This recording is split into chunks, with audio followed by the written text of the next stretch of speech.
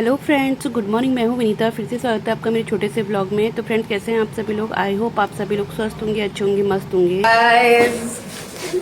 Guys ये मेरी मामी है। कौन है? आज सारे ब्लॉग में आपको मैं दिखाऊंगी। तो फ्रेंड्स, ये थी मेरी भांजी। और तो फ्रेंड्स, आज हम लोग जा रहे थे सब लोग गांव। तो हम अपने पहाड़ जा रहे थे, यानी कि ससुराल जा रहे थे। तो वहाँ पूजा थी, तो उसके लिए हम लोग जा रहे थे। तो हम लोग सुबह 5 बजे उठ चुके थे। सुबह 5 बजे उठ के हमने नाश्ता वास्ता बनाया और जिस चीज़ को करना था उसने करा, और नहा धो के रेडी हो गए थे हम सब लोग। और बच्चे भी, जिस दिन कहीं जाना हो ना, बच्चे भी परेशान नहीं करते हैं, आराम से उठ जाते हैं। तो यहाँ पे जाते जाते ना कुछ काम बच ही जाता है। तो थोड़े से बर्तन बचे थे, मैंने कहा इनको धो धा के किचन को साफ़ करके ही जाती हूँ। तो मैं फटाफट से किचन का काम निपटा के चली गई थी बाहर। तो हम लोग सब रेडी हो चुके थे, बच्चे बाहर पहुंच चुके थे, सामान भी बाहर आ गया था, पापा लोग सब बैठे थे, बस दरवाजे पे लॉक लगाना बाकी रह गया था। तो यहाँ पे गाड़ी भी आ गई थी और सामान देखो हमारा कितना सारा था, हमको ले जाना था क्योंकि घर पे कोई है नहीं। तो सारा सामान जो है हमको राशन पानी से लेके हर चीज़ हमें खुद ही लेके जानी पड़ती है। तो यहाँ भी मम्मी को जल्दीबाजी हो रही थी क्योंकि गाड़ी आ चुकी थी और शांति अभी पूजा पाठ करके आ रही थी। तो मम्मी जो है दरवाजों के ताले चेक कर रही थी। तो यहाँ पे पिठिया पानी लगाती थी, तो गाड़ी आ गई थी। तो ये गाड़ी थी 6 सीटर थी, तो एर्टिगा थी। तो यहाँ पे सारा सामान पैक हो चुका था, बाकी दरवाजों पे लॉक लगाना रह गया था।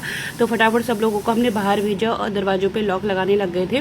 तो यहाँ पे फटाफट से हर एक दरवाजे में लॉक लगाने के बाद सब चीज़ों को, सारे दरवाजों को डबल चेक करने के बाद हम लोग जो है निकल चुके थे अपनी यात्रा पे। तो यहाँ पे शांति जो है दरवाजे चेक कर रही थी और लॉक लगा रही थी, और हम लोग फिर उसके बाद निकल चुके थे अपनी यात्रा पे। तो हम लोग अप्रॉक्स 5:30 पे हम घर से निकल गए थे। तो ये हमारा काशीपुर का पुल है जो रेलवे ट्रैक के वहाँ पे है। तो वहाँ से होते देखो ऊपर देखो आसमान कितना सुंदर लग रहा है, बादल ऐसे लग रहे हैं ना जैसे रुई होगी और कॉटन बिछा दिया होगा, इस तरह से लग रहा था। तो हम लोग घर से निकल गए थे। तो हमने ठंडे ठंडे में ही जाने का तय करा था ताकि हम 10 साढ़े 10 बजे तक आराम से अपने घर पहुंच जाएं, और उसके बाद वहां जाके साफ़ सफाई करते करते हमें काफ़ी टाइम हो जाएगा, इसलिए हम टाइम पे निकल गए थे और गर्मी भी बहुत हो रही थी। तो फ्रेंड्स, हम लोग फाइनली पहुंच चुके थे रामनगर। तो रामनगर में हमने प्रवेश कर लिया था और मैं यहाँ पे से सबको बताते जा रही थी कि यहाँ पे क्या क्या है। तो हर एक चीज़ मुझे, क्योंकि यहाँ की हर एक चीज़ की मेरी पुरानी यादें हैं, बचपन की यादें हैं, क्योंकि रामनगर से ही हमारी सारी स्कूलिंग, सारा कॉलेज यहाँ से ही हुआ था। इसलिए मैं अपने साथ मतलब अपने हस्बैंड को और अपनी नंदू को बताते जा रही थी कि यहाँ का पोस्ट ऑफिस है, ये यहाँ का इंटर कॉलेज है। और फिर फाइनली हम पहुँच गए थे रोडवेज बस अड्डे पे, या प्राइवेट अड्डा भी बोल दो, यहाँ पे हल्द्वानी के लिए। ये यहाँ पे से गाड़ियाँ लगती है हल्द्वानी के लिए, और इससे थोड़ा सा आगे जाके जो है रोडवेज बस अड्डा था।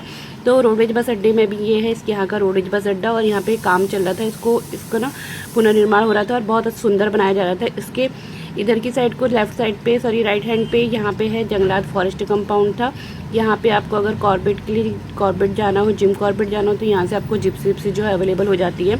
तो इसके बाद पड़ जाता है हमारा कॉलेज भी, डिग्री कॉलेज भी इधर ही पड़ता है। तो उसके बाद हम लोग पहुँच चुके थे फाइनली। हम पेट्रोल पंप पे रुक गए थे गाड़ी में पेट्रोल भराने के लिए। तो भैया ने यहाँ पे से पेट्रोल भराया, और ये यहाँ से शुरू हो जाता है ऊपर से पंपापुरी और भरतपुरी का इलाका।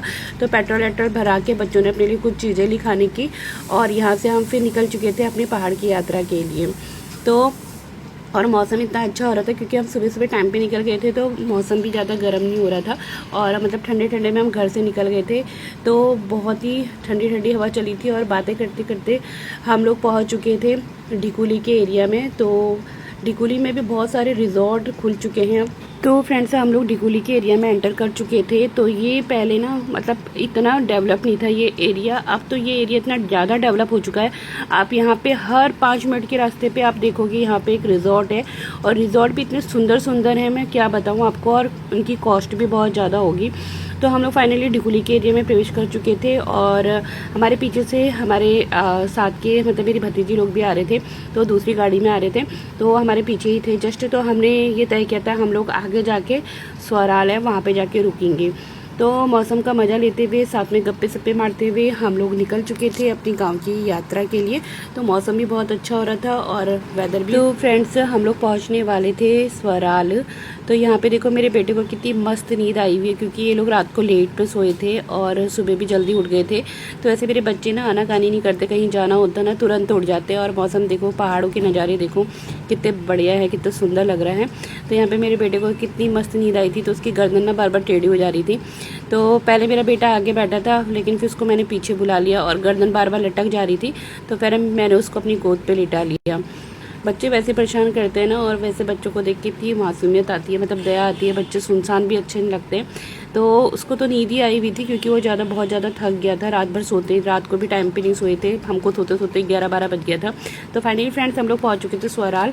तो थोड़ी देर यहाँ पे रुकते हैं, नाश्ता पानी करते हैं और उसके बाद हम जो है अपनी आगे की यात्रा करते हैं। तो फ्रेंड्स हम लोग फाइनली पहुंच चुके हैं ससुराल। यहाँ पे हमारी गाड़ी रुक चुकी है। तो यहाँ का रायता और यहाँ के छोले पकौड़े, यहाँ का रायता इतना फेमस है ना, मैं आपको क्या बताऊँ, इतना टेस्टी होता है ना। आप लोग अगर जो भी इस रास्ते से जाता हो खाता ज़रूर होगा। तो फ्रेंड्स आज की वीडियो यहीं पे मिलती है नेक्स्ट वीडियो में, तब तक के लिए बाय बाय।